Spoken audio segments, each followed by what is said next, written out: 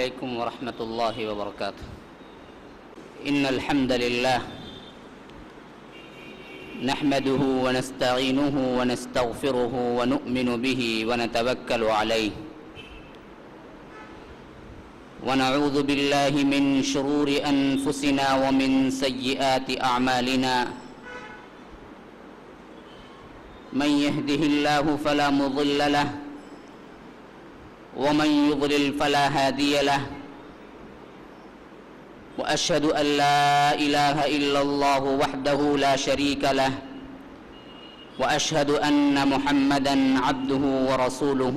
أما بعد، ولقد آتينا داود وسليمان علما وقال الحمد لله الذي فضلنا على كثير من عباده المؤمنين. اللهم أرنا الحق حقا وارزقنا اتباعه وأرنا الباطل باطلا وارزقنا اجتنابه. اللهم علمنا ما ينفعنا وانفعنا بما علمتنا وارزقنا علما. رب اشرح لي صدري ويسر لي أمري واحلل عقدة من لساني يفقه قولي. برادران اسلام، واجب الاحترام بزرگوں، دوستوں اور عزیز ساتھیوں، لائق احترام ماؤں اور بہنوں، سیرت انبیاء کرام کے جو دروس چلے آ رہے ہیں، ان میں ہم نے گزشتہ کا جو بحث اور موضوع ہمارا رہا ہے وہ حضرت داؤد علیہ السلام کی سیرت مبارکہ کا. حضرت داؤد علیہ السلام کی سیرت مبارکہ کے جو قصص قرآن اور حدیث میں ہمیں ملتے ہیں، اور اس سے یہود و نصارہ کی جو اسرائیلی روایات ان کے کردار کو داغدار کرتی ہیں، اس ضمن میں میں نے تفصیلاً ان واقعات کو قرآن اور حدیث کی روشنی میں سمجھاتے ہوئے اہم پہلو جو ہے وہ عبرت کا پہلو ہے، اس پہ زور دیا ہے. ہمیشہ سے یاد رکھ لیجئے، قصص کا تعلق عبرت سے ہے. لقد كان في قصصهم عبرة لأولي الألباب. ہم نے قصے کیوں بیان کرتے ہیں؟ اللہ تعالیٰ نے ایک تہائی قرآن قصص کے لیے مختص کیا ہے. تقریباً کیوں ہوا ہے؟ عبرۃ لأولی الالباب. دراصل یہ عقل مندوں کے لیے اس کے اندر نصیحت ہے، موعظت ہے، عبرتیں ہیں. تو ہمیں اس نگاہ سے دیکھنا چاہیے، یہ نہیں کہ ایک قصہ ہے بس. اور اسی طرح یاد رکھ لیجئے، بعض اہم نکات پر تمام سیرت کو چھوڑ کر اللہ تعالیٰ نے انبیاء کی سیرتوں کو چنا. پھر انبیاء کی سیرتوں میں بھی ان کی کل زندگی کو چھوڑ کر مخصوص حصے بیان کیے. کیوں؟ وجہ اس کی یہی ہے کہ ان قصص کے اندر دراصل ان کی کل زندگی میں یہ منتخب شدہ حصے ہیں ان کی زندگی کے، جن میں تمہارے لیے کیا ہے؟ عبرتیں ہیں، نصیحتیں ہیں. تو اس حیثیت سے ہم نے حضرت داؤد علیہ السلام کی جو قصص ہیں یہ ہم نے پڑھا ہے. اور اسی طرح ان قصص کی جو غلط فہمیاں ہو گئے ہیں، اس کے لحاظ سے میں نے گویا کہ ارتداد اور جواب دینے کی نیت سے باقاعدہ ان لوگوں پر رد کیا ہے جنہوں نے سمجھا ہے کہ حضرت داؤد پر کوئی تہمت یا کوئی الزام ان واقعات کے ذریعے لگتا ہے. پھر اس کے بعد آئیے، حضرت داؤد علیہ السلام کی وفات ہوئی، اور وفات کے بعد ان کے بیٹے حضرت سلیمان ان کے جانشین ہوئے. اب وفات کیسے ہوئی، اس بارے میں ہمیں حضرت آدم کے قصے میں ہم نے پڑھا ہے. یہ روایت جو اللہ کے رسول صلی اللہ علیہ وسلم سے ثابت ہے کہ اللہ تعالیٰ نے حضرت آدم کو بنایا تھا تو انہی کی پشت پہ ہاتھ پھیرا اور کل ذریت کو نکالا حضرت آدم کی. اور اس واقعے کا ایک حصہ خود قرآن میں بھی مذکور ہے کہ وَإِذْ أَخَذَ رَبُّكَ مِن بَنِي آدَمَ مِن ظُهُورِهِمْ ذُرِّيَّتَهُمْ وَأَشْهَدَهُمْ. حدیث میں اس کی تشریح آئی ہے اور بھی کہ اللہ تعالیٰ نے کیا کیا کہ اپنا دہنا ہاتھ مارا، سیدھے جانب مارا اور ایک ذریت کو نکالا، ایک گروپ کو نکالا اور کہا کہ جنتی ہیں. پھر دوبارہ ہاتھ مارا اور ایک ذریت کو نکالا اور کہا کہ یہ جہنمی ہے۔ اللہ کے رسول کہتے ہیں اسی وقت اللہ تعالیٰ بندوں کے کام سے فارغ ہو چکا، کون جنت جانے والا کون جہنم جانے، اسی وقت ڈیسائیڈ ہو گیا، اب کوئی نیا کام کرنے کا نہیں ہے۔ اسی طرح روایت آئی ہے کہ اللہ تعالیٰ نے جب ذریت کو نکالا، کل ذریت کو، اب دیکھیے یہ روحوں کی شکل میں جو تھے نا یہ بھی پہچانے لائق تھے، یہ نہیں کہ روح کوئی چیز ہی نہیں ہے جیسا کہ بعض صوفیہ کا عقیدہ غلط ہے، یاد رکھ لیجیے، روح بھی چیز ہے، چیز، جس طرح جسم ایک چیز ہے جس سے انسان پہچانتا ہے کہ فلاں آدمی یہ فلاں یہ فلاں یہ فلاں، بعین ہی اسی طرح روح بھی ایک چیز ہے جو جسم کے ساتھ فٹ کر دی جائے تو انسان زندہ بن جاتا ہے۔ یہ نہیں کہ وہ صرف ایک حکم ہے، وہ بھی ایک شے ہے، چیز ہے جس سے پہچانے جائیں کہ یہ فلاں ہے فلاں ہے فلاں ہے۔ تبھی تو یہ واقعہ ممکن ہوا ہے جو بخاری کی روایت کے مطابق ہے۔ اللہ کے رسول صلی اللہ علیہ وسلم کہتے ہیں تو یہ ذریت کو سب کے سب تمام ذریت کو نکالا اور حضرت آدم پہ پیش کیا اللہ تعالیٰ نے۔ آدم نے پوچھا یہ کیا ہے؟ اللہ نے کہا کہ ذریت ہے۔ انہوں نے کہا کہ اے رب العالمین یہ ذریت کیا ہے؟ مجھے تو پتہ نہیں ہے، میں پہلا انسان ہوں، میں کیا جانوں اولاد کیا ہے؟ نزدیک آ جائیے بھائی، آنے والوں کو تکلیف تھا، مجھے تو پتہ نہیں ہے ذریت کیا ہے۔ اللہ تعالیٰ نے سمجھایا یہ تمہاری اولاد ہے، تمہارے بیٹے ہیں، تمہارے سلب سے نکلے ہیں، تمہاری اپنی نسل ہے۔ تو حضرت آدم نے دیکھا کہ فلاں بندے ہیں، فلاں بندے، کوئی لنگڑا ہے، کوئی لولا ہے، کوئی اندھا ہے، کوئی صحت مند ہے، کوئی خوبصورت ہے، کوئی کالا ہے، کوئی گورا ہے۔ انہوں نے پوچھا اے اللہ یہ کیا ہے؟ سب کو ایک کیوں نہیں کر دیا تو؟ کوئی عیبدار ہے، کوئی بے عیب ہے، کوئی اچھا ہے، کوئی برا ہے۔ اللہ تعالیٰ نے کہا کہ یہ اس وجہ سے کیا کہ لوگ کیا ہے میرا شکر ادا کریں، سب کو ایک ہی کر دیتا پھر مسئلہ ہی کیا ہے، معاملہ ہی ختم ہو جائے۔ یہ حکمت ہے اللہ تعالیٰ کی، ہم نہیں جان سکتے۔ اللہ نے کسی کو کچھ دیا ہے، کسی کو کچھ نہیں دیا ہے، تو آپ کیا ہیں تبھی تو محسوس کر سکتے ہیں، تبھی تو خدا کا شکر ادا کر سکتے ہیں۔ سب کے سب پیسے والے بن جائے پھر غریب کیا کریں گے؟ غریبوں کا پیسے والوں کا کام کون کرے گا پھر؟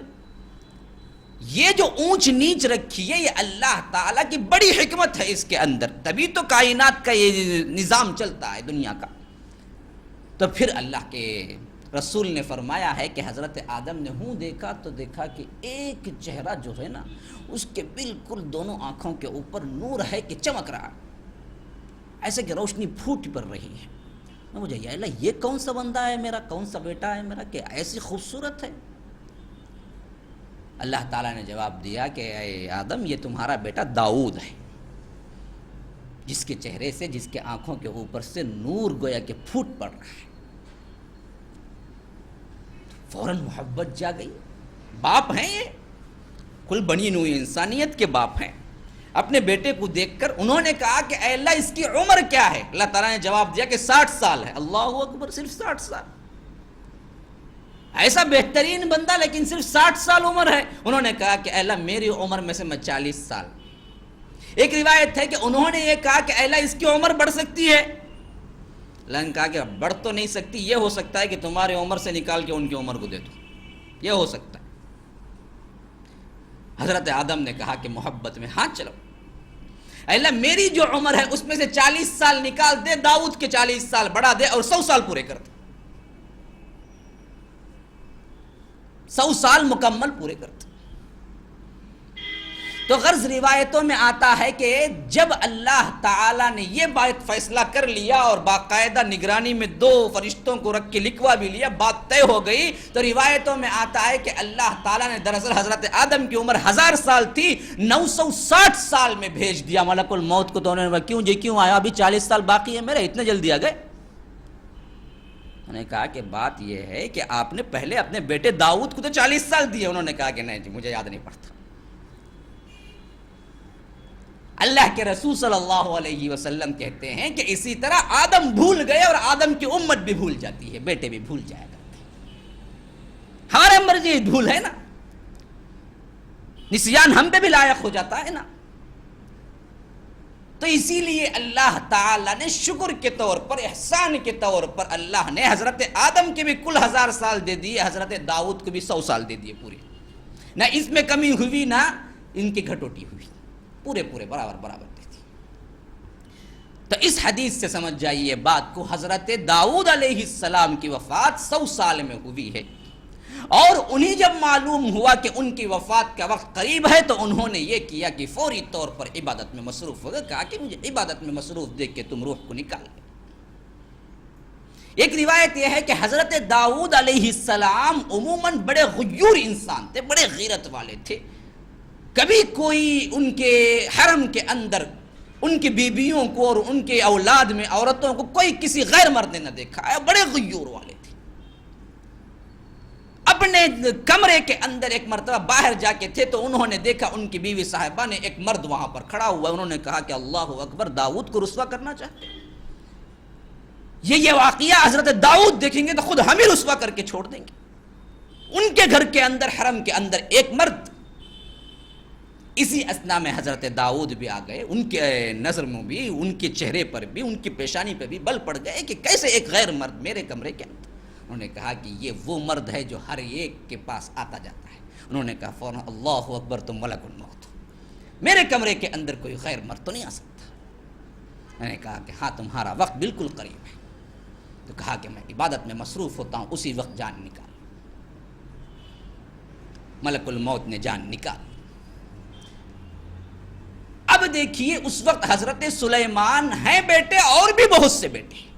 حضرت داؤد کو یہ مطلب نہیں ہے کہ صرف ایک ہی بیٹا تھا سلیمان، حضرت داؤد کو بہت سی اولاد تھی، ان میں سے ایک بیٹا سلیمان تھا، لیکن اللہ تعالیٰ کہتا ہے کہ وَلَقَدْ آتَيْنَا دَاؤُودَ وَسُلَيْمَانَ عِلْمًا وقال الحمد للہ الذی فضلنا علی کثیر من عبادہ المؤمنین وورث سلیمان داؤد۔ ہم نے داؤد کا وارث بنایا سلیمان کو۔ اب یہ کیسے؟ بات اچھی طرح سمجھ لیجیے، وارث تو پورے بیٹے دوسرے بھی تھے مال کے، اگر مال ہوتا۔ اصل میں مسئلہ یہ ہے کہ انبیاء کی وراثت مال پہ تقسیم نہیں ہوتی۔ نحن معاشر الانبیاء، جیسا کہ اللہ کے رسول صلی اللہ علیہ وسلم کہتے ہیں، ہم پورے ایک گروپ کے ہیں، انبیاء پورے ہم، نہ ہم درہم و دینار چھوڑتے ہیں، نہ وراثت ہم چھوڑتے ہیں۔ ہماری وراثت کی کوئی قیمت، کوئی مال نہیں ہوتا ہے، ہماری وراثت دراصل علم نبوت ہوتی۔ اسی لیے فرمایا گیا کہ العلماء ورثۃ الانبیاء، علماء کیا ہیں؟ نبی کے وارث ہوتے ہیں۔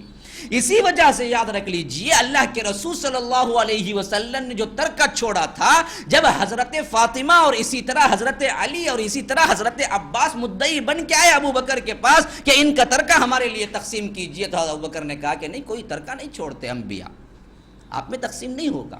اسی لیے شیعہ مار کے پیٹ لیتے ہیں کہ حضرت ابو بکر نے مال نہیں دیا حضرت فاطمہ کو۔ یاد رکھ لیجئے بدبخت جاہل ہیں، یہاں مسئلہ ہی ختم ہے، اللہ کے رسول کی حدیث کے مطابق فیصلہ ہوا ہے۔